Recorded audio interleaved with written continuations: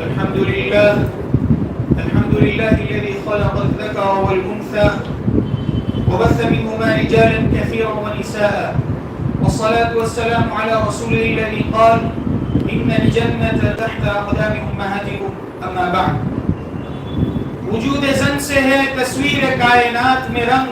وجود زن سے ہے تصویر کائنات میں رنگ، اسی کے ساز سے ہے زندگی میں سوز درد. جمستان رحمانیہ کے نوشگفتہ پھولوں، اسلام ہی دنیا کا وہ واحد و مقدس مذہب ہے جس نے حیات انسانی کے کسی گوشے کو تشنا نہیں چھوڑا بلکہ ہر جگہ کامل رہنمائی کی ہے. عبادت ہو یا سیاست، شادی ہو یا غم، مرنا ہو یا جینا، معاشرتی نظام ہو یا ازدواجی بندش،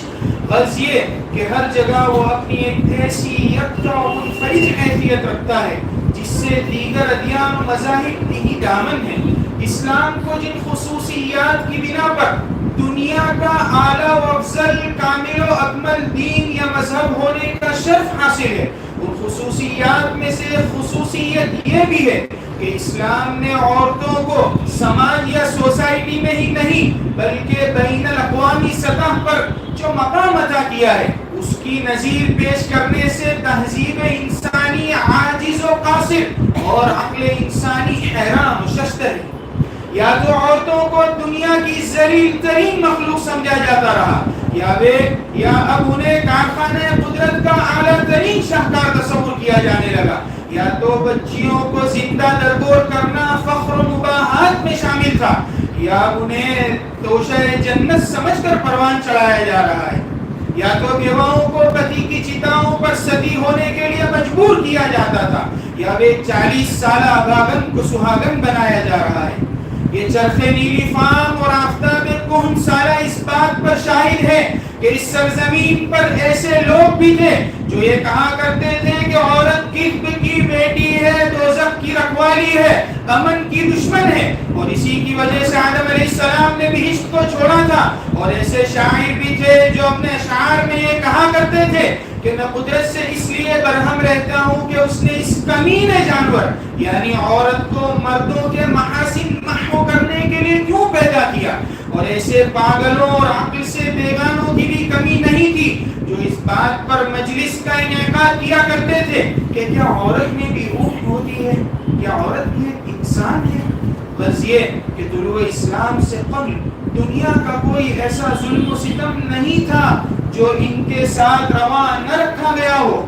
ان مظلوم عورتوں کے لیے ہر نئی صبح ہلاکت و بربادی کا پیغام لاتی اور ہر نئی شام انہیں خون کے آنسو لاتی. یہ سرزمین اپنی تمام تر وسعت و کشادگی کے باوجود ان پر تنگ ہو کر رہ گئی تھی، لیکن جب مظلومین کی آہوں اور دل کے شراروں نے دامن رحمت کو تھام کر فریادیں کی تو عرش عظیم تھر تھرا اٹھا، رحمت خداوندی جوش میں آ گئی، اور پھر اس دنیا کے سیاہ پردے پر اس تاریخ ساز انسان کا ظہور پرنور ہوا جو سارے جہاں کے دکھ درد اپنے دل کے نہا خانوں میں سمیٹے ہوئے تھا، جو خنجر چلے کسی پہ تڑپتے ہیں ہم امیر کا حقیقی مصداق تھا، جو انسانیت کا غمخوار، مظلوموں کا مددگار، یتیموں کا والی، غریبوں کا مولا تھا.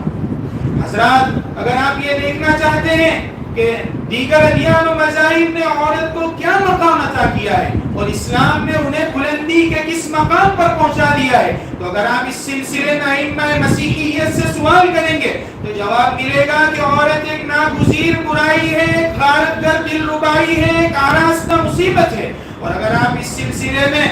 تاج یونان، بانی منطق و فلسفہ سقراط و افلاطون سے دریافت کریں گے تو جواب ملے گا کہ عورت ایک نہایت ادنا درجے کی مخلوق ہے، اسے معاشرے میں عزت کا کوئی مقام نہیں دیا جا سکتا. لیکن اگر آپ اس سلسلے میں پیغمبر اسلام صلی اللہ علیہ وسلم سے سوال کریں گے تو اگر آپ کی حیثیت شوہر کی ہوگی تو جواب ملے گا کہ وَلَهُنَّ مِثْلُ الَّذِي عَلَيْهِنَّ بِالْمَعْرُوفِ وَخَيْرُكُمْ خَيْرُكُمْ لِأَهْلِهِ، یعنی تمہاری بیویوں کا حق تمہارے اوپر ایسا ہی ہے جیسا کہ تمہارا حق ان کے اوپر. تم میں سب سے بہترین شخص وہ ہے جو اپنی بیویوں کے ساتھ اچھا سلوک کرتا ہو. اور اگر آپ کی حیثیت باپ کی ہوگی تو جواب ملے گا من ابتلی من هذه البنات بشيء